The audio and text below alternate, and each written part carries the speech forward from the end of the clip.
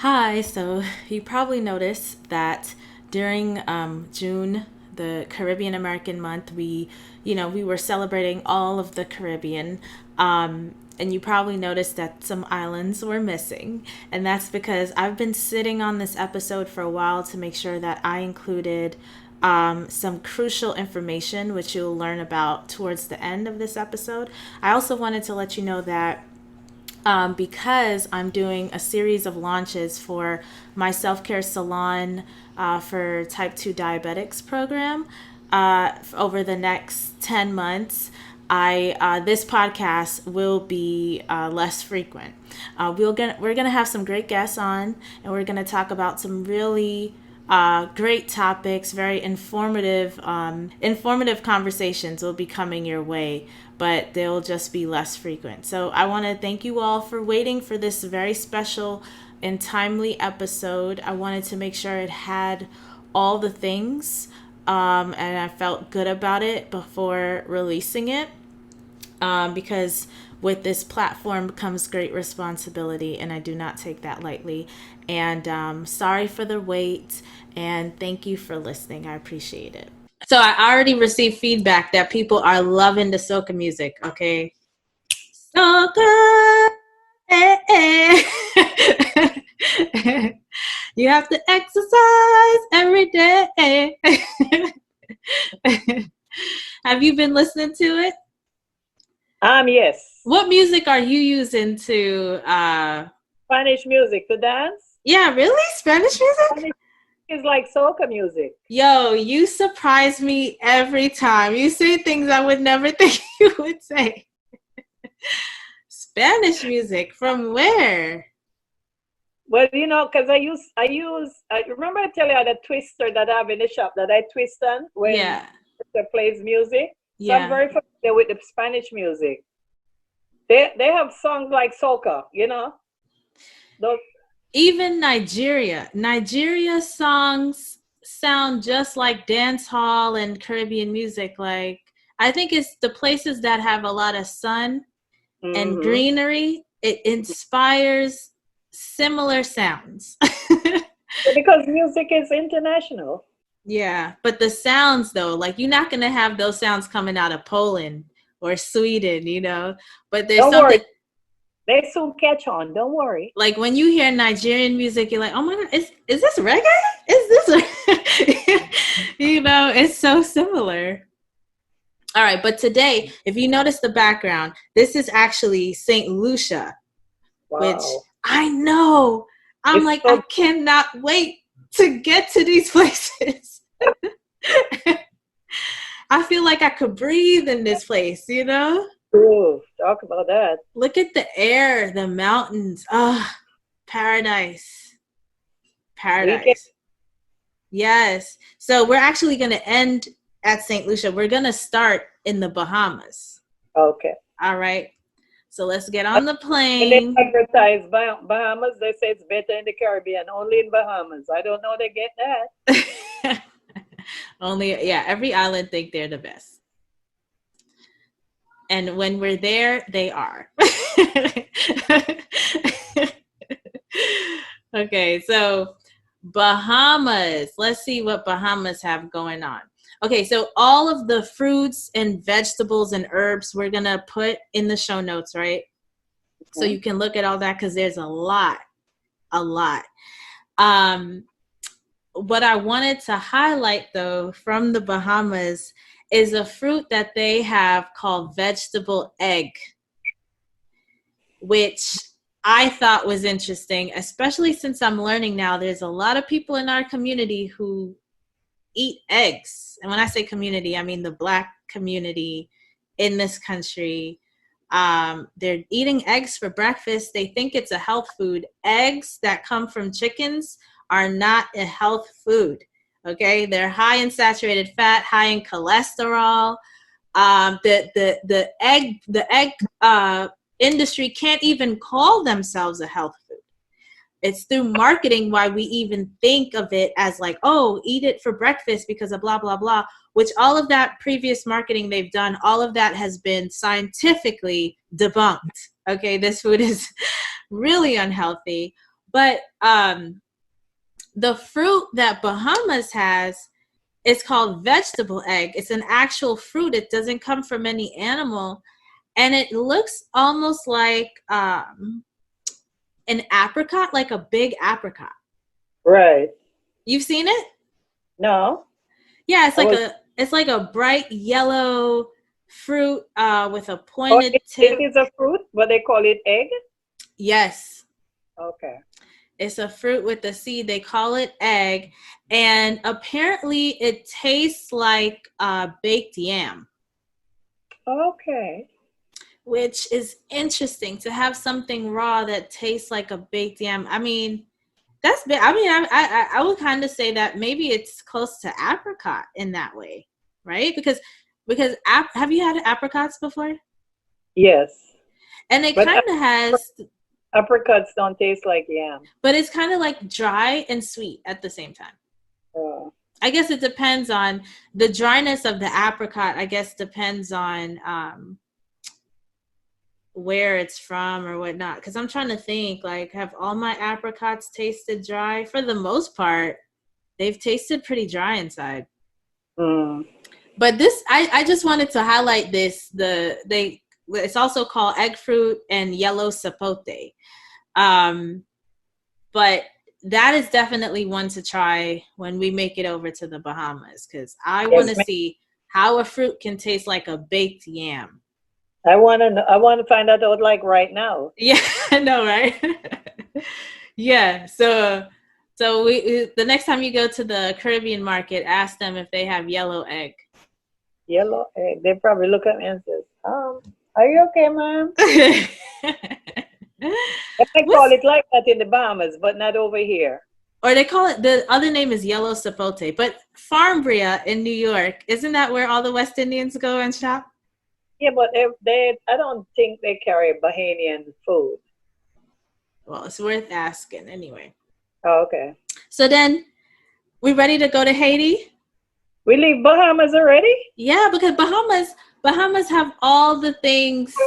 I mean, they have Exactly. basically all the things. Why you think I like island hopping on a cruise?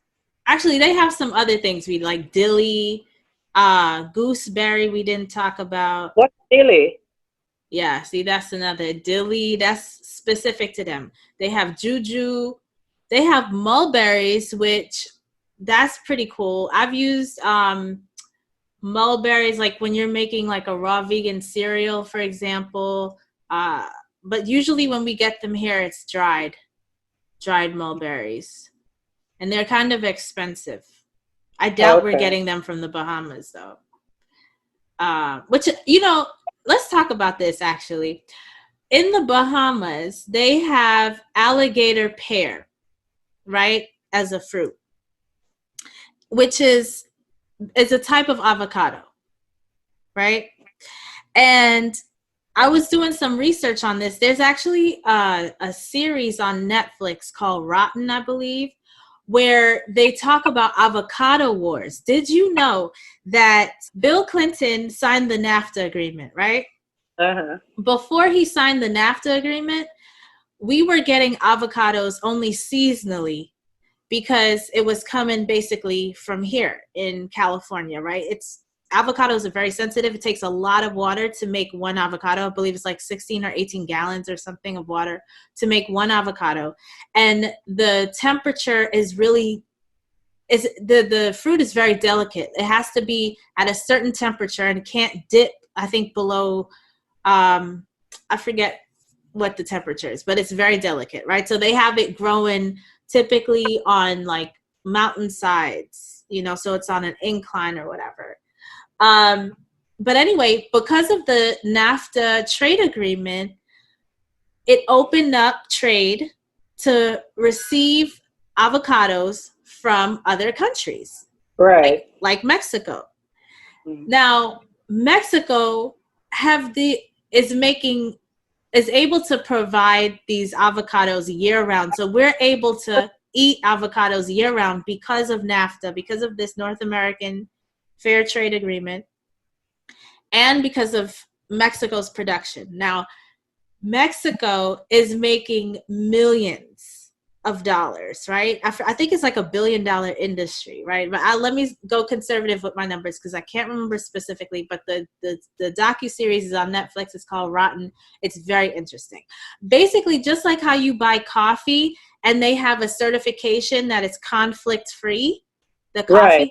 we need the same thing for avocados because these avocado industry is booming over there. You have cartels that have formed and have been kidnapping farmers for ransom. They will cut off limbs and stuff like that over avocado because of all the money that's being made over avocados.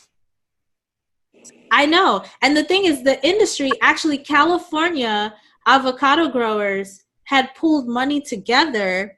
They call it the Avocado Commission. They came together and put money in to create these ads using celebrities to encourage people to eat avocados. This was before NAFTA, right? So they made it like an elite thing because, of course, you can only have so much. They can only provide for a certain period of time for the year. And it was kind of like an elite type of thing. And now you're opening up the doors. Now you have all these avocados coming in. It brings the price down for avocados. And the demand is there. You have the supply. And so now you have these cartels who are trying to take advantage of folks. And the people who suffer really are the farmers. Right. You know, and it's farmers don't make that much money. I don't care where like you are, unless you are big agribusiness, spraying tons of chemicals and like, you know, but most of the farmers are like, you know, family farms. They've had their farm and their family line for a long time. You know, they're like connected to the work. Right. To the point where it's like, you know how I would talk about grandma and all that and get emotional. This is how they're connected to the land. On the land, they were born and raised. They have memories. You know what I'm saying? And some of these people are having to give up their land in order to pay ransom money. And it's heartbreaking to think that we are eating avocados and contributing in a way to conflict. Yeah.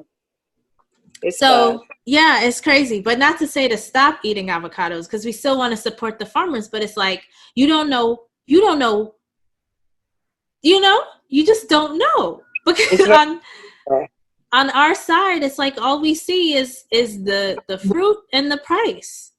We don't see the pain that goes into it. Yeah. Like looking at a cake that's they finish icing and don't know the problem to make that cake, or you know. So yeah, it's very sad.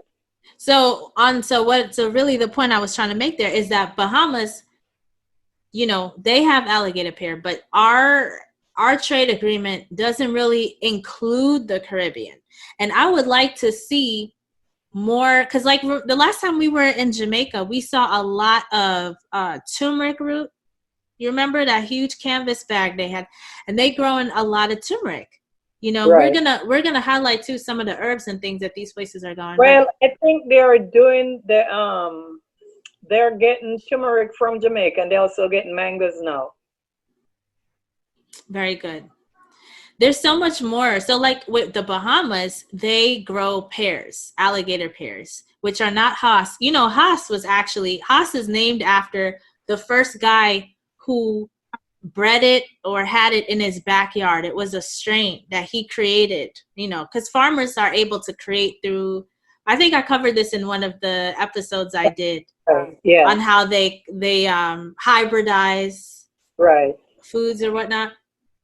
Anyway, so this guy Haas created Haas. There are reed avocados, there's alligator. So there's like a whole bunch of different types of avocados, right? I think there's opportunity for us to support our Caribbean islands, you know, and not contribute to conflict in a way that, you know, uplifts communities and keeps everybody's fed in a healthy manner. Right. That's what I wanted to say about that. But they're treating the avocado like how they treat drugs. Yeah. Wow. Something to think about. I know. I know. It's crazy. And the thing is, to the point where the farmers, the cartels would end up getting, they would put police there, right? But then the police don't get paid that much money. So when the cartels try to influence them to come to their side, they end up going over. So you don't know who you could trust and who you can't trust. And so in the drug world, it's the same thing, honey. Yeah. So the farmers had to create their own policing. Wow. And take up guns to secure this area that produces avocados, but there are farms outside of that area that also produce avocados. You know, not to mention, they even mentioned in this docuseries on Chile and how Chile is being affected because they privatized the water system and like all of this stuff. So it's some interesting things to think about how our food is made, who's producing our food, and the kind of stress that they are under. And they don't make that much money. This is why, Sam, it doesn't matter what I'm eating because I don't know how it was prepared. I don't know where it come from. Sometimes I don't know where it come from. But everything I put on my table to eat, I always ask the Lord to bless it. I always have to ask blessing over it because hearing this now, it kind of turned me off from avocado.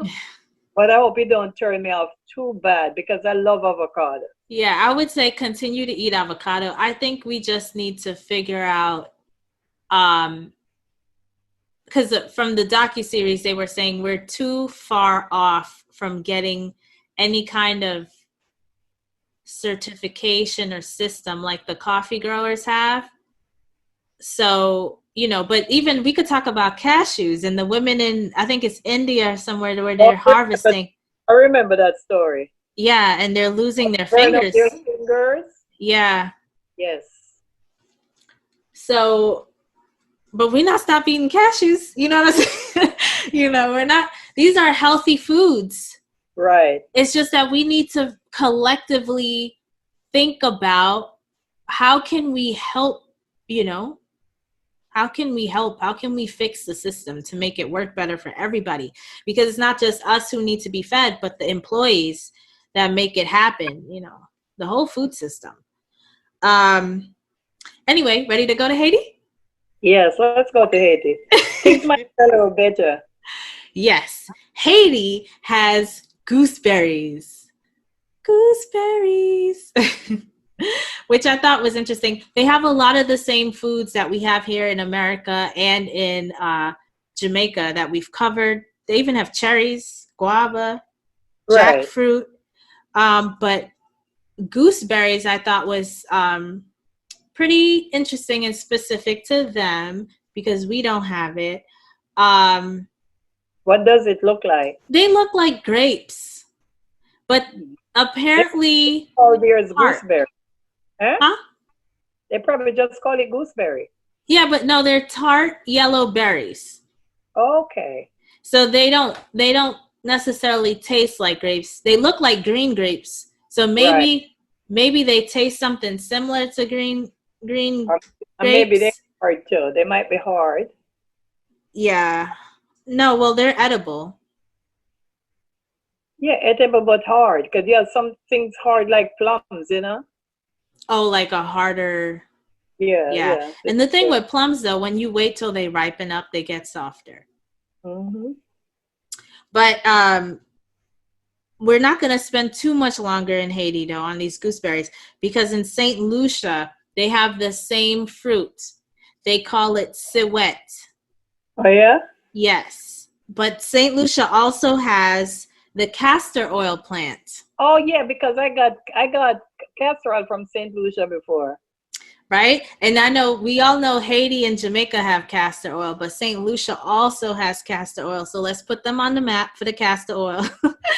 And castor oil is great for a lot of different reasons, but I think the main one, like what I use castor oil for, is my hair. Our last stop on our Caribbean American voyage.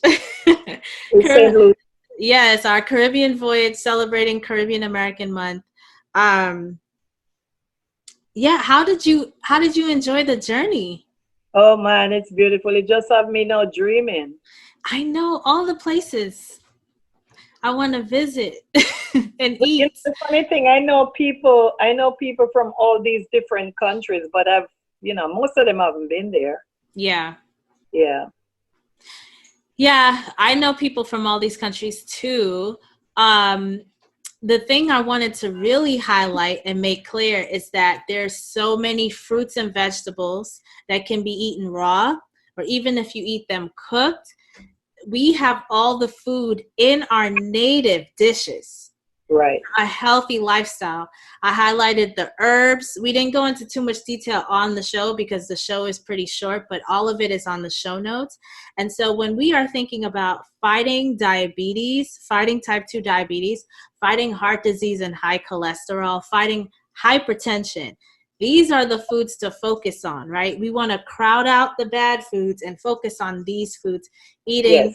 as plant rich as possible, as raw as possible with very minimal oils. Right. And the one them that can be eaten cooked, you sometimes instead of boil them, you can steam them also, which is a good way to prepare your plant-based food, the one them that need cooking. Yeah, the way I look at it is like I boil to the only to the point where I could put my fork in and not beyond.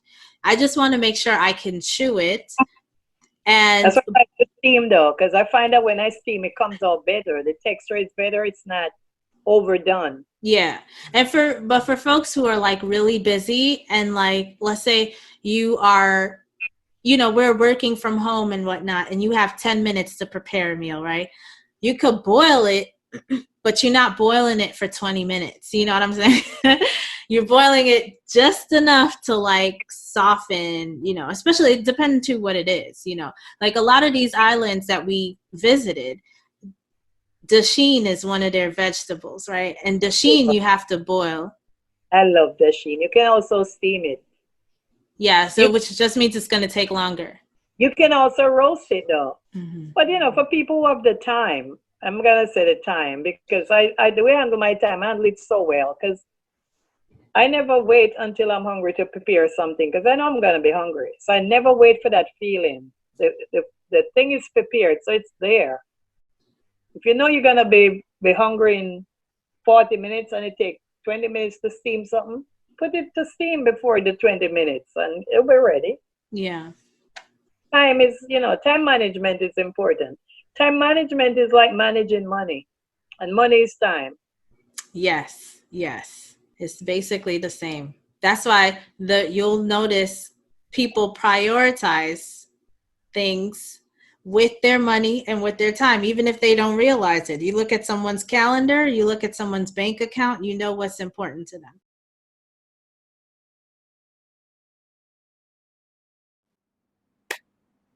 All right, so we didn't spend too much time talking about Haiti, and I could not just overlook this country and not dig deep. I've had many friends from Haiti, and I brought one of my closest friends on all the way from high school, from Mary Louis days, Elizabeth, who's now a teacher. We met in high school, we became great friends, and now you've come back to New York to teach the youth, which I think is just phenomenal. And you're from Haiti. So Yeah. I would love for you to share some great memories you have of your home country. Well, to begin, Haiti is my country of birth. So I was born in Haiti, came to America as a really young child. And like many immigrants, I left Haiti and didn't revisit the country until my adult age. And that was a choice that I made on my own. My parents were a little leery because of, a lot of sort of insecurity that happens in the country and many other third world country. So kind of going to go back to, I guess, being here in America and trying to like infuse my Haitian culture while still, I guess, being American. Yeah. So growing up, I lived in predominantly Caribbean communities. So I grew up in Flatbush, Brooklyn. So there was, luckily for me, a lot of like resources available for my family and even myself to my Haitian culture. But it wasn't until, I guess, moving to Queens that we really got like immerse.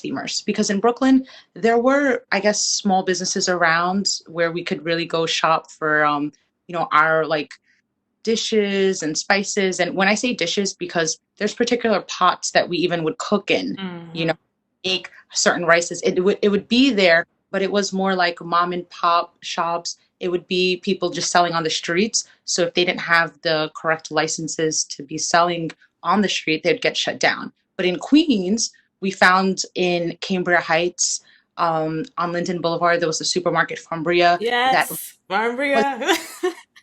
yeah, established. It was an establishment that was there, and although it's not owned by Caribbean people, but it still was there. So it was kind of like What? go. Yeah, it's actually Korean owned. Did not Um, know that.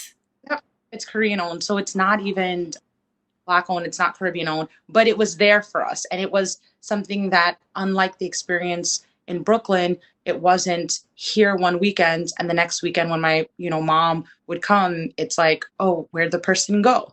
You Mhm, know? mhm. So this was sort of my first experience with the culture. And obviously I spoke the language, but it was really through just going shopping and grocery shopping with my mom, my great aunt, like food.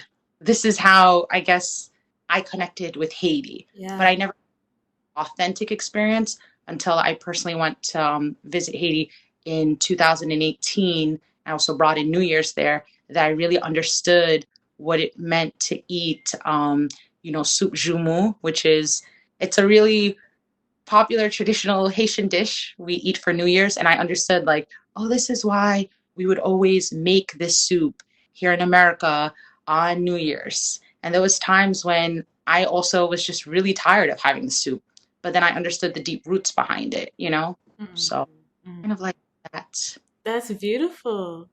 That is Yeah. so beautiful. I had no idea Farmbria was not owned by anyone in the community. No. Mm-mm. That is From an interesting point. So what were your favorite fruits and vegetables and herbs from the island? So going back to like soup jumu, in my household, my mom making soups was kind of like bouillon. So soup is like bouillon. That's what we call bouillon. It was like really just something quick and easy for her to make. But I didn't understand, especially as a child, it's like, why are we eating this like bouillon soup? As an adult, do I have a newfound appreciation for it? Absolutely. So initially, like a lot of my favorite Haitian dishes, it was fritai, which is pretty much fried plantains, fried pork, which is the griot that we eat, fried cabrit, which is the fried goat. So when we utilize the term tasso, tasso just means like anything fried. We would make tasso pool, fried chicken, but our fried chicken isn't the same fried chicken that some people may think like the wings. Mhm. It'll be that we'll fry and we'll make. So this was what I loved, and this is what I always wanted to eat, right? But then I always noticed that my mom would make it when we would have celebrations, certain times, but it wasn't consistent, right? Mhm. So it wasn't until I realized as an adult that, oh, these things are really bad for your health. They clog arteries, and we have a long history of like high blood pressure, diabetes, hypertension. So I couldn't have them all the time. Yeah. But I understood too that in those like popular dishes that I really liked growing up, or those comfort food, there's different sort of variations. Like my mom, she would make the fried pork, the griot, she would bake it. And then when I would go to some of my aunt's house, I'm like, wait, why are they frying it on the pot instead of the oil that I'm used, like they're frying it on the pot in the oil, but I'm used to like my mom putting it under the oven. And my mom's like, well, for health purposes. Mm. So traditionally meats was like my favorite sort of like comfort. Like I could not have food without having a side of like the meat. And then we also have something called pickles, which is our pepper, but it's made with like cabbage. You'd put like green pepper, vinegar, lime, and then you put like the Scotch bonnet pepper. You would cut Mhm. it that in there, like those pieces, but you have to put a lot in it to make it marinated. Some people add a little bit other things in it, but traditionally that's like how we would make it with like carrots, and you let it soak and marinate. So we're eating these sort of festive, fun dishes, but it's not an everyday thing. But growing up, I always used to say when I have my own family, I'm cooking this every day. Long story short, I don't do that. I don't eat it every day anymore. Don't do it anymore. But this was something that was like, to me, that was it for Haitian dishes. Like, I was like, that's all I want. Then go away to college, live out on my own, come back home. And I realized, oh my gosh, there were so many other dishes that my mom would cook that I appreciate now as an adult. Like, my mom would make something called blé and pitimi. Honestly, I don't even know what it is in English, but it's similar to like bulga. I guess bulga is Bulgur? what, It's like a no, grain? yes, Okay. yeah, bulga. So that's something that she would make, and I would like it, but I was kind of like, eh. But now as an adult, it's like I love it. So I go back to that, you know, eggplants. You cannot put me around eggplant. Now I realized I love eggplant because something else she would cook is legume. So legume is like they make it with like eggplants, shallot, cabbage. Some people put a lot of meat in it. You could also do vegetarian. You can add crabs, shrimp. And again, it's like how the amount of oil and stuff that you're putting in it. But all of those I didn't care for as a child. Now I'm like, this is home for me. This is my comfort food. Like living on your own, eating out, then you come back to it and you're like, no, I love this. Like I'll go to restaurants and order it. Yeah. When it home, didn't care for it. And these are like vegetables that I would go to the supermarket with my mom and we would pick out, but I would never understand like why I would see the shallots in like my local, supermarket from Ria. But then when I moved away home, I'm like, Mom, I cannot find these things. Like, where is it? And I don't see it. And I always remember shallots was like two for $3. Then now I'm looking for it. I can't find it, Yeah. Yeah. So these were those were like fruits. We have fruits. It was pretty much like mangoes, but when it came to vegetables, that's what like I grew up really seeing a lot of, Hmm. to the point where I didn't care for them. But now it's sort of like this full cycle where I come back and I'm like, my mother was like doing something really good. Like Yeah. these things. Yeah. And Yeah. yeah. And even when I like went to Haiti, I would see the different sort of style of how people make their food. Like my parents, they're from Limbe Okap, which is in the north. But when I went to Haiti, I was in Port-au-Prince in the city, and people make things very different there. Also, it's like the variation of like how you're cooking the dishes, what spices you're putting in. Like there's something called jiwof. I want to say I think jiwof is cloves. It's like a little black stem and has like that round like ball on it. Mm. It's They would make it in rice, and I hated that thing because if you would eat your food and you get caught with one of those in your mouth, it's disgusting. But it has really great benefits because my grandmother, she would make tea out of that. And now, again, as an adult, I'm like, I like all of these things. It has really good, like, I guess, properties of like Yeah. antioxidant things.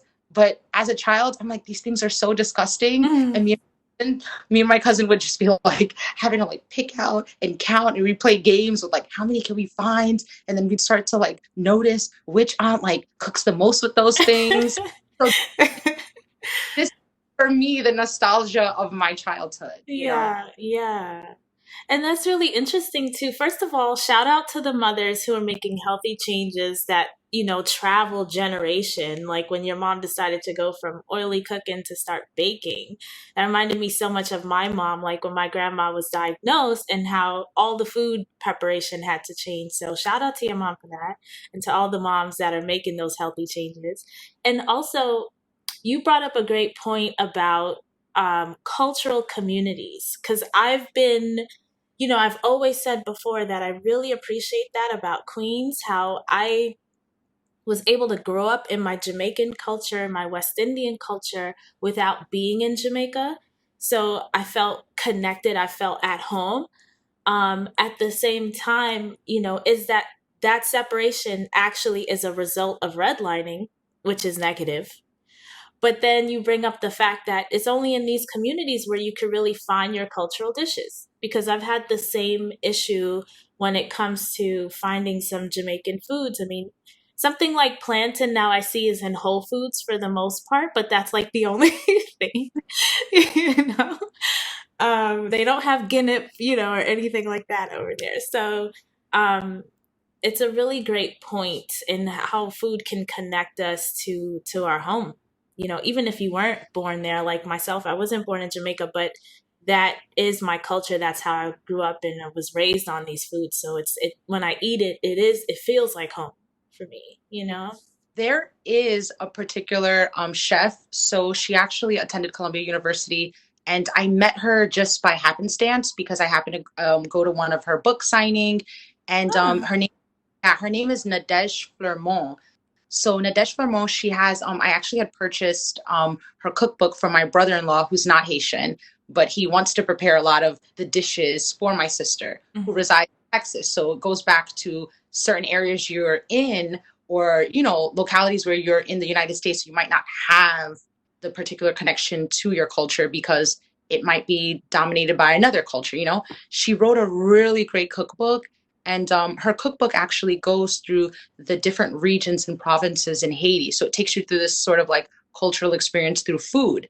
And with her being someone who's a new age, she's a chef, lived here in New York, but traveled other places, attended a school where like she couldn't eat her own cultural dishes, and she was sort of like the minority in this like larger community of other immigrants who weren't Haitian. Mhm. She developed a really great book, and she even has like the core fundamentals of like certain spices that you need and substitutions that you can use. So she's one that I would definitely like recommend, because too often Haiti is always portrayed as the poorest country in the Western Hemisphere, and et cetera, et cetera. And people are dying, and food deprivation, and how there isn't resources available. And Haiti, outsources 90% of their, actual food source, like even plantains, even green bananas. They say a lot of this, but you really have to kind of like delve deep into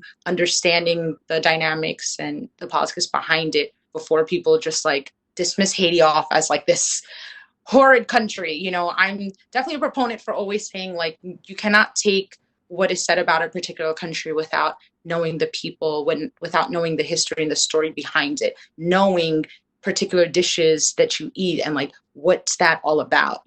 Even something that I had shared at the very beginning, the soup joumou.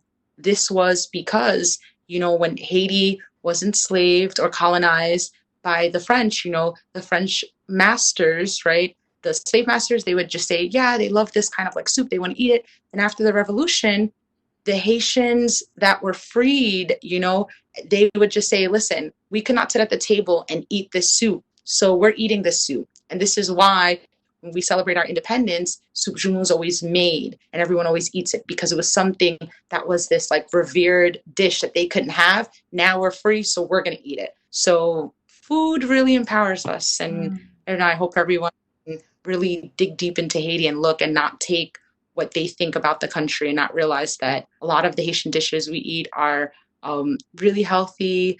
They're beautiful people. It's just, I'm always going to love Haiti. So that's that. Yes. Okay, so a lot of people are, a lot of people don't realize this, but it wasn't until after the earthquake hit Haiti that Haiti actually stopped paying reparations to France. So prior to then, it was like, here it is, you gained your freedom, right? You had to fight for it.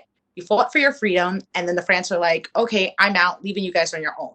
But hey, by the way, we're going to sit here and impose this tax on you guys because when we were here and we were colonizing you, and they say colonizing, right? Meanwhile, it was like forced servitude, because a lot of Haitians or a lot of Africans that were brought into Haiti are really from like Benin, right, in Africa. So they were just paying this like long debt to France.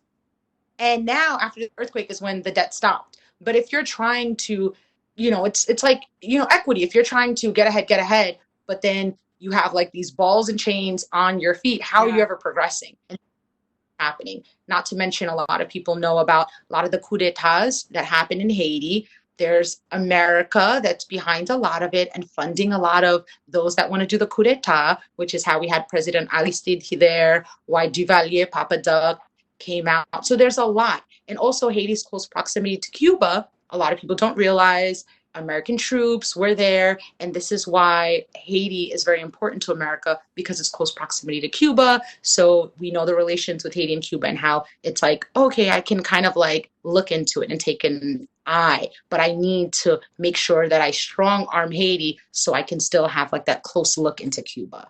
So there's a lot, and also for the Dominicans out there, it's like the island of Haiti was really called Quisqueya. So we also know that yes, Spain did colonize one side of the island, and then the France colonized the others. So when Haiti fought, gained their independence, then the Haitian slaves, who are now free, said, okay, we're going to go to the other side of the island and we're going to fight to get them free. So Spain is like, nope, not happening because we have a lot of these sugarcane plantations. We're fighting back. So Dominican Republic, that side of the island was freed for like one day, right? Then the Spaniards go and they said, we're sending in more backup, send more backup, fought with the Haitian, the free slaves who are like trying to, get freedom for the other side of the island. And so now those on the Dominican side, they were free for one day.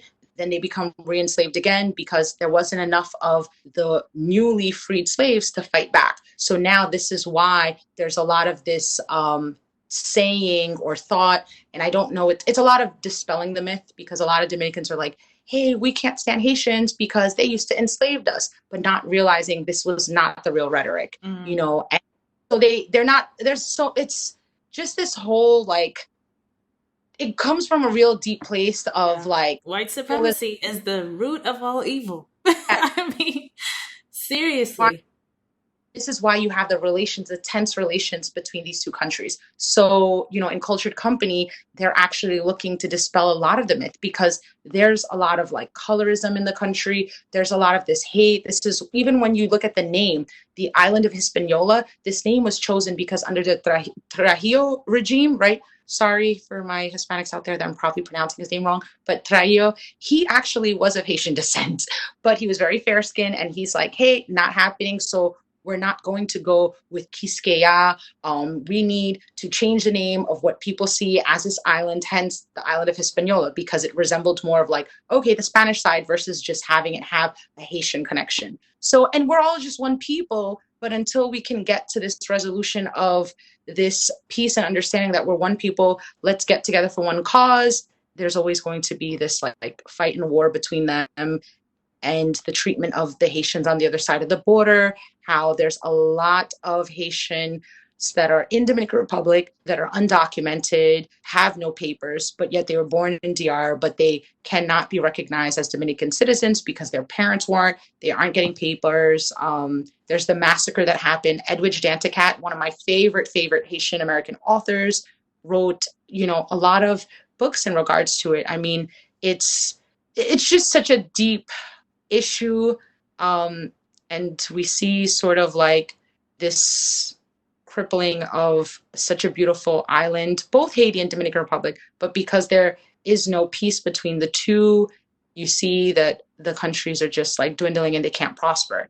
Because even when you look at Haitians who immigrated into the US, it really wasn't until the late to mid early 80s that there was like a large population of Haitians coming into the US. But prior to then, 70s, 60s, even after, the Civil Rights Act of 1965, where a lot of immigrants would come in, Haitian immigrants weren't really on that wavelength. A lot of them came in really from that early to late 80s, where a lot of them came in. But this was, again, because of a lot of the civil unrest and the coups d'etats happening in the country. But yeah. Lots to read up on.